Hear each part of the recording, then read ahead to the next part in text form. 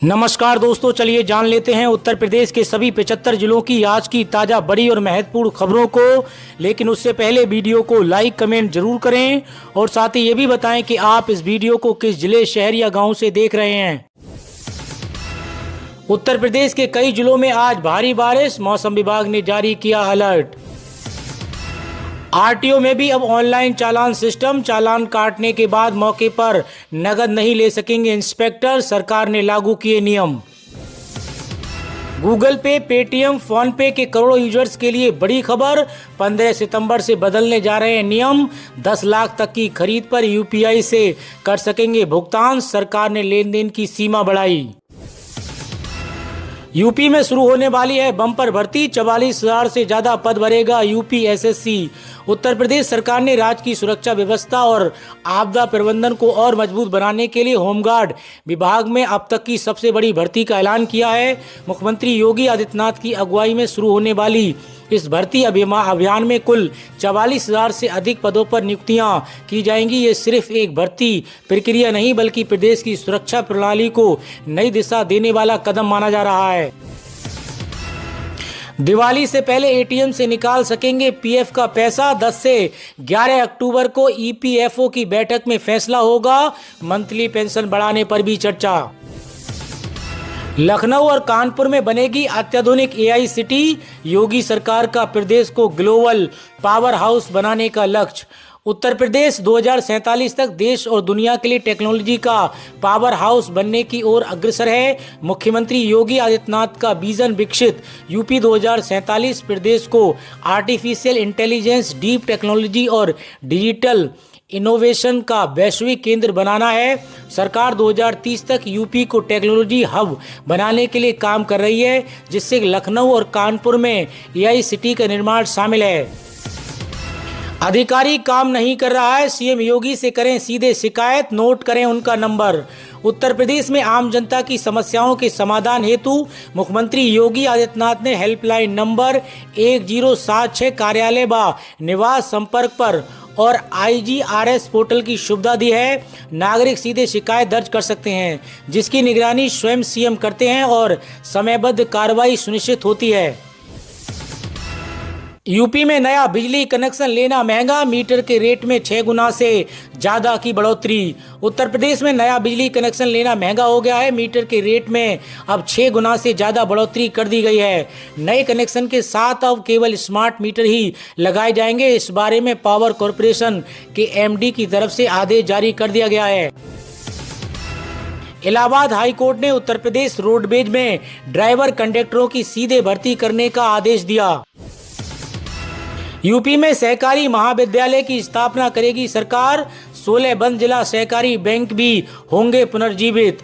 उत्तर प्रदेश सरकार सहकारिता के क्षेत्र में शिक्षा को बढ़ावा देने के लिए राज्य सहकारी महाविद्यालय की स्थापना करेगी। सरकार ने बंद पड़े सहकारी बैंकों को पुनर्जीवित किया है, जिससे उनका NPA कम हुआ है और अन्न भंडारण योजना के तहत गोदामों का निर्माण किया जाएगा।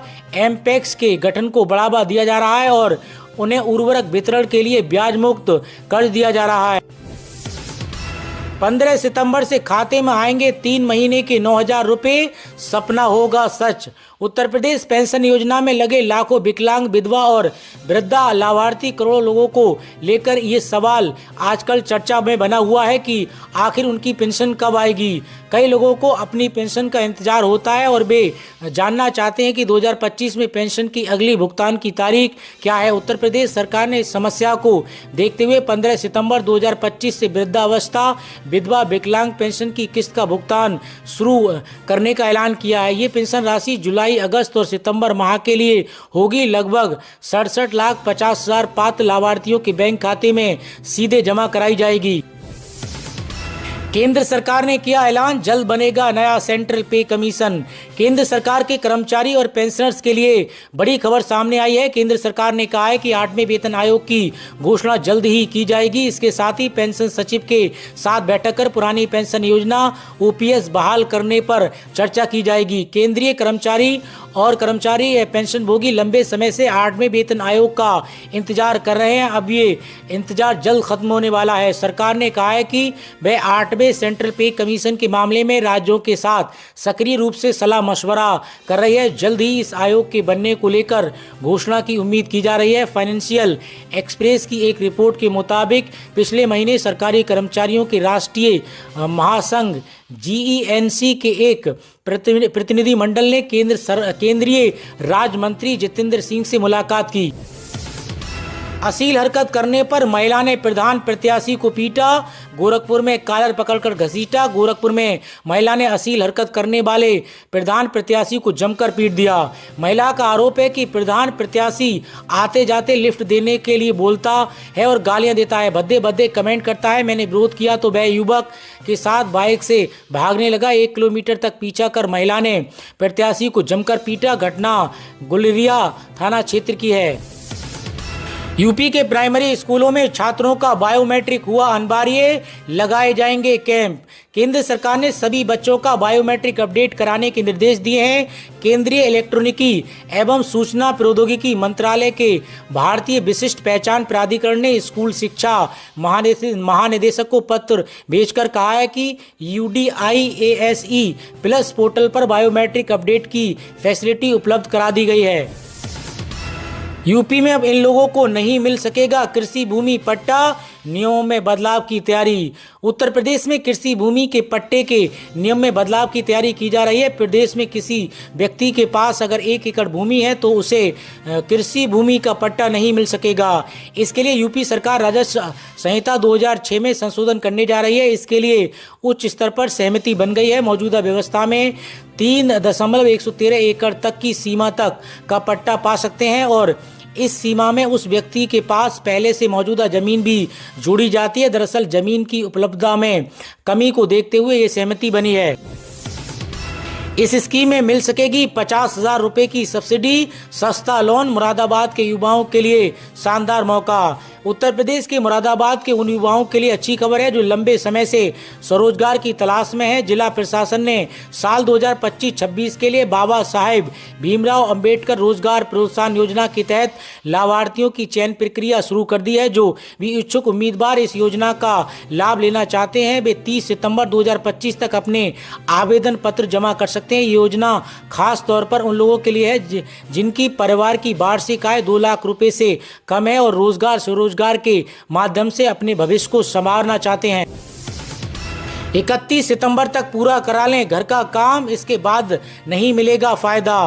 प्रधानमंत्री आवास योजना के तहत पहली और दूसरी किस्त लेने वालों को 31 दिसंबर 2025 तक काम पूरा करना होगा। ऐसा ना कराने पर तीसरी किस्त नहीं मिलेगी।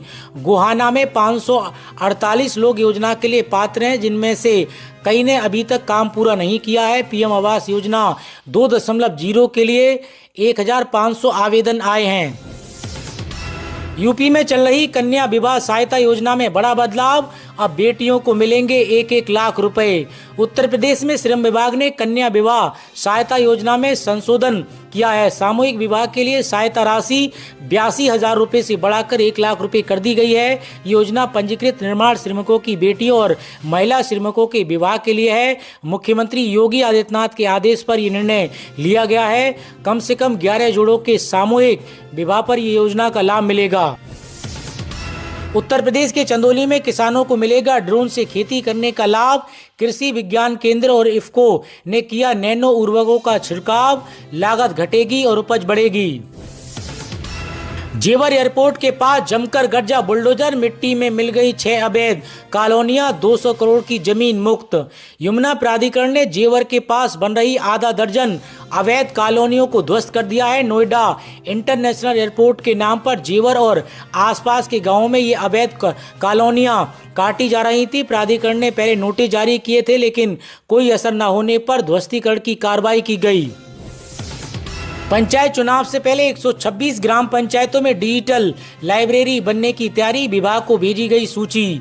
उत्तर प्रदेश के अयोध्या में त्रिस्तरीय पंचायत चुनाव से पहले 126 ग्राम पंचायतों में डिजिटल लाइब्रेरी खुलने जा रही है। पंचायती राज विभाग ने तैयारियां तेज कर दी हैं। पहले चरण की संशोधित सूची निदेशक को भेज दी गई है। युवाओं को किताबें, समाचार पत्र और डिजिटल पुस्तकें मिलेंगी, जिससे वे प्रतियोगी परीक्षा की तैयारी कर सकेंगे और उन्हें शहर जाने की आवश्यकता नहीं होगी। 21वीं किस्त से पहले किसान सम्मान योजना में आई बड़ी अपडेट। 2000 रुपए का इंतजार कर रहे लाभार्थियों के लिए जानना बेहद जरूरी। पीएम किसान सम्मान निधि योजना में पंजीकृत किसानों के लिए ई-केवाईसी अनिवार्य है। किसान ओटीपी बेस्ड ई-केवाईसी वेबसाइट पर और बायोमेट्रिक ई-केवाईसी अपने नजदीकी सीएससी सेंटर से पूरा कर सकते हैं। सरकार पीएम किसान सम्मान निधि योजना की 21वीं किस्त किसानों तक जल्द पहुंचने की तैयारी में है। अनुमान है कि ये किस्त दिवाली, छठ जैसे पर्वों पर, आगामी बिहार चुनाव और हाल ही में आए बाढ़ और भूस्खलन जैसे आपदाओं के मद्देनजर इस महीने के अंत तक या अक्टूबर की शुरुआत में जारी की जा सकती है। हालांकि केंद्र सरकार की ओर से अभी तक 21वीं किस्त की आधिकारिक तारीख की घोषणा नहीं की गई है। वहीं आगे पीएम किसान सम्मान निधि योजना की 21वीं किस्त से पहले एक और बड़ा अपडेट सामने आया है। सरकार ने कुछ ऐसे मामलों की जांच की है जिनमें नियमों के अनुसार किसानों को लाभ नहीं मिलना चाहिए। इसके चलते इन लाभार्थियों की किस्त अस्थायी रूप से रोक दी गई है। पीएम किसान योजना की आधिकारिक वेबसाइट पर एक नोटिफिकेशन में बताया गया है कि जिन किसानों ने 1 फरवरी 2019 के बाद जमीन खरीदी है, मालिकाना हक लिया है, या जिनके परिवार में एक से अधिक सदस्य जैसे पति पत्नी या पेरेंट्स के साथ 18 साल से ऊपर के युवा या नाबालिग बच्चे एक ही समय में लाभ ले रहे हैं, उन्हें फिजिकल वेरिफिकेशन पूरा होने तक किस्त नहीं मिलेगी। दिवाली से पहले 8 करोड़ कर्मचारियों को बड़ा तोहफा देने की तैयारी। पेंशन में इजाफा समेत मिल सकते हैं कि ये कई फायदे। देश के करोड़ों लोगों को जल्द ही बड़ी खुशखबरी मिल सकती है। कर्मचारी भविष्य निधि संगठन ने अगले महीने ईपीएफओ 3.0 इनिशिएटिव पर विचार कर रहा है। इस पहल का उद्देश्य ईपीएफओ मेंबर्स को बैंक जैसी सेवाएं उपलब्ध कराना है।